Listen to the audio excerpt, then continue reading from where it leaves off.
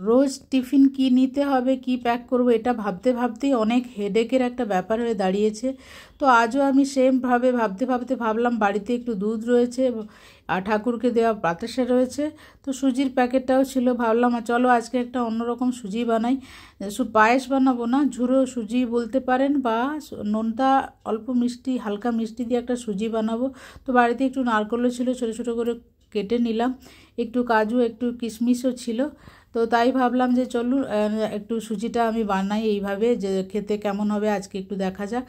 আর একটু এলাচ আর একটু দারচিনি আর তেজপাতা একটু জাস্ট ফ্লেভারের জন্য নিয়ে নিলাম। এটাকে একটু দেওয়ার আগে আমি একটু ক্রাশ করে নিলাম যাতে ভালো করে ফ্লেভারটা থাকে, মানে বেরোয় আর কি।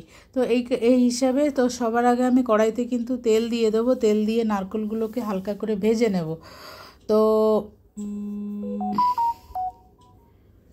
তো আমি কিন্তু তেল গরম হয়ে গেছে, এবার কিন্তু আমি নারকেলগুলোকে হালকা করে ভেজে নিয়েছি। এইবার আরেকটু আমি ভেজেছি কিন্তু পুরোটা ঘি দিয়ে, দেখতেই পাচ্ছেন আমি একটা ঘি ব্যবহার করছি, ঝর্ণা ঘি। আমি কিন্তু অ্যাড দিচ্ছি না, সত্যিই বাজে, ভালো নয়, গন্ধও নেই, কিছু নেই, মনে হলো ডালডা দেওয়া আছে। যাই হোক চালিয়ে নিতে হবে, কিনেছি পয়সা দিয়ে, কি করা যাবে, নষ্ট করে তো লাভ নেই। তো এখানে আমি ঘি গরম হতে এলাচ দারচিনি আর তেজপাতা ফোড়ন দিয়ে দিয়েছি।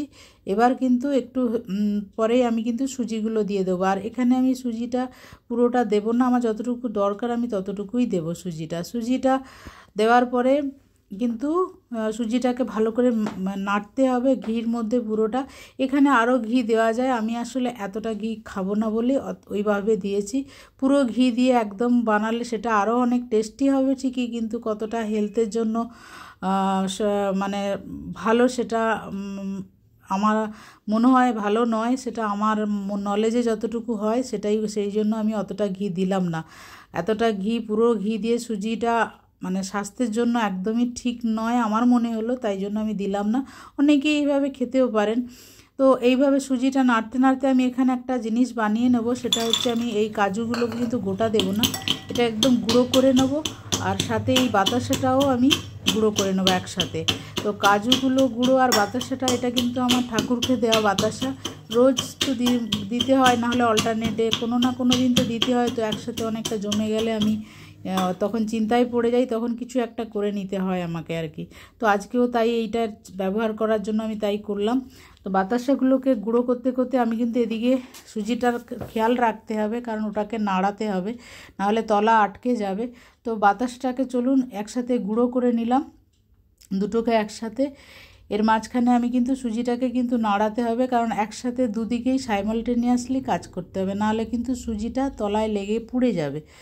আর বাতাসাটা একদম গুঁড়ো না হলেও কিছু অনেকটাই, মোটামুটি 80% আপনাকে ভেঙে নিতে হবে, নাহলে ভালো লাগবে না এই সুজিতে। তো সুজিটাকে তার মধ্যে নাড়াচাড়া করে নিলাম, অনেকটাই দেখুন ভাজা ভাজা হয়ে গেছে, কালারটাও চেঞ্জ হয়ে গেছে। এখানে কিন্তু আমি নুনও দিয়েছি, আপনারা দেখতে পেয়েছেন নুনটা যেহেতু একটু নোনতা নোনতা হবে তাই সেই মতো নুন দিয়েছি। এখানে আমি যে কাজু কিশমিশটা নিয়েছিলাম আমি কিন্তু ধুয়েই এমনি রেখেছিলাম, ভিজিয়ে রাখিনি, যা ফোলানোর দরকার নেই, ভিজিয়ে রাখলে একটু অনেকটা ফোলে, সেটা আমি করিনি। তো ওই ভেজানো কিশমিশ আর একটু নারকেলটাকে কিন্তু আমি এবার দিয়ে দিলাম, মোটামুটি যখন 60% সুজিটা হয়ে গেছে তো আমি ওটাকে দিয়ে দিলাম, দিয়ে এবার একটু নাড়াচাড়া করে নেব, ভাজা ভাজা হয়ে গেছে মোটামুটি সুজিটা, পুরোটা মিশিয়ে নিলাম। এরপরে যে এই যে বাতাসা আর কাজুর যে গুঁড়োটা ওটা আমি কিন্তু এবার দিয়ে দেব, দিয়ে কিন্তু এবার আমি নাড়াতে থাকবো। তো হিটে বুঝতেই পারছেন বাতাসা কিন্তু হিট পেলে এমনিই গলে যাবে, তো এটা এই মানে গোটা গোটা কিন্তু থাকবে না আর কি। তো যাই হোক এটাকে নাড়ানোর পরে আমার কাছে এবার গরম করে দুধটা কিন্তু আগে থেকে আমি একটু গরম করে রেখেছিলাম, ঠান্ডা দুধ দিয়ে আমি এটা করব না, তাহলে একদমই দলা পাকিয়ে যাবে, পুরোটাই ওই একদম গোল গোল মানে এতটাই দলা দলা হয়ে যাবে যে ওটা আর ঝুরো ঝুরোর ব্যাপারটা থাকবে না আর কি। তাই জন্য দুধটা একটু গরম করেই রাখা রয়েছে। এবার আমি দুধটা কিন্তু অল্প অল্প দেব আর নাড়াতে থাকবো, একসাথে পুরো দুধ দেব না, আমি পায়েস করছি না যে আমি ওইভাবে পুরোটা ঢালবো। তো আমি অল্প অল্প দেবো আর নাড়াতে থাকবো, যাতে দলা দলা ব্যাপারটা না থাকে, ঝুরো ঝুরো থাকে, দলা দলা হয়ে যাবে কিন্তু ননস্টপ নাড়ালে কিন্তু ওটা আবার আগের মতো হয়ে যাবে। তো এইভাবে নাড়াতে নাড়াতে দেখবেন নাড়াতে নাড়াতে আমি কিন্তু আবারও আরেকটু দুধ দিয়ে দেবো। তো যতটা আমার এইভাবে দরকার আমি ততটা দুধ দিয়ে আস্তে আস্তে কিন্তু আমি নাড়াতে থাকবো। নাড়াতে নাড়াতে দেখবেন আমার সুজিটা কিন্তু ততক্ষণে হয়ে গেছে। সুজি রান্না ভীষণই সোজা ব্যাপার, অতটা নয়। যদি একটু জল দিলে তো এমনিই হয়ে যেত, কিন্তু এটা হচ্ছে একটু, যেহেতু আমি ঝুরো পুরো ঝুরঝুরে না বানাবো, নয় আমি একদম পেস্ট বানাবো, তাই এই মাঝের জায়গাটা করার জন্যই আমি কিন্তু এই অল্প অল্প দিচ্ছি। আর হালুয়া টাইপের বলতে পারেন বা ঝুরো সুজির আগের পরিস্থিতিটা বলতে পারেন। তো আমি এইভাবে করার জন্যই আমি অল্প অল্প দুধ দিচ্ছি। এখানে যারা দুধ সহ্য করতে না পারে জলও দিতে পারেন, কিন্তু গরম জলটা দিলে ভালো হয় আর কি। তো সেক্ষেত্রে আর অনেকে আবার ডবল টোনও দিতে পারেন।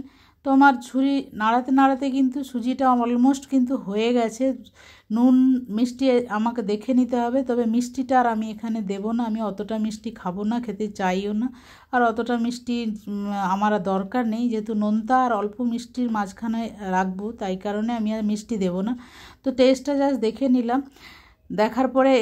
দেখার পরে এবার কিন্তু আর একটু নাড়াচাড়া করব, করে কিন্তু আমি এটাকে, আমার হয়ে গেছে সুজি কিন্তু। এইবার আমি এটাকে করব কি, তলাটা যাতে না লাগার একটু নাড়াচাড়া করার পরে এটাকে আমি গ্যাস অফ করে ঢাকা দিয়ে রাখবো।